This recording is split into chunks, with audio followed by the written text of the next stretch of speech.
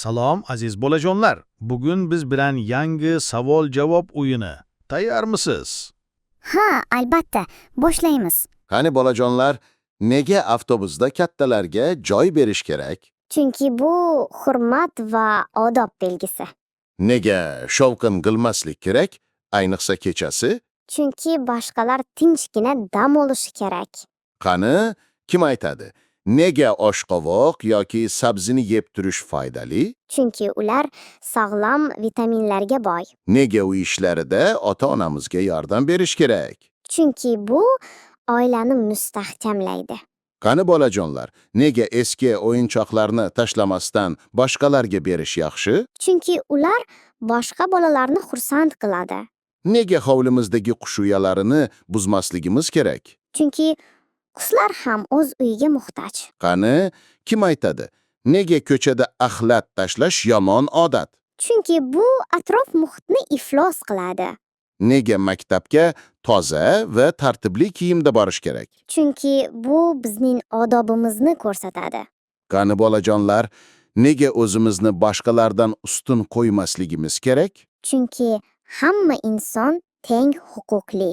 Nega boshqalarning narsasini so'ramasdan olmaymiz? Chunki bu o'g'irlikka kiradi. Qani, kim aytadi? Nega har kuni ertalab badan tarbiya qilish kerak? Chunki bu sog'ligimizni mustahkamlaydi. Nega elektr jihozlari bilan ehtiyotkor bo'lish kerak? Chunki ular xavfli bo'lishi mumkin. Qani bolajonlar, nega suv ichishning o'z vaqti bor? Chunki to'g'ri vaqtda ichish sog'lik uchun foydali. Nega do'stimizning yutug'ini tabriklash kerak? Chunki bu do'stlikni mustahkamlaydi. Qani, kim aytadi? Nega mahallamizdagi tozalik ishlarida qatnashish yaxshi? Chunki bu hamjamiyatni obod qiladi. Nega ota-onaga har kuni yaxshi gap aytish kerak? Chunki ular bizni doimo qo'llab-quvvatlaydi. Qani bolajonlar, nega dars vaqtida telefon o'ynamaslik kerak? Chunki bu o'qishga xalal beradi.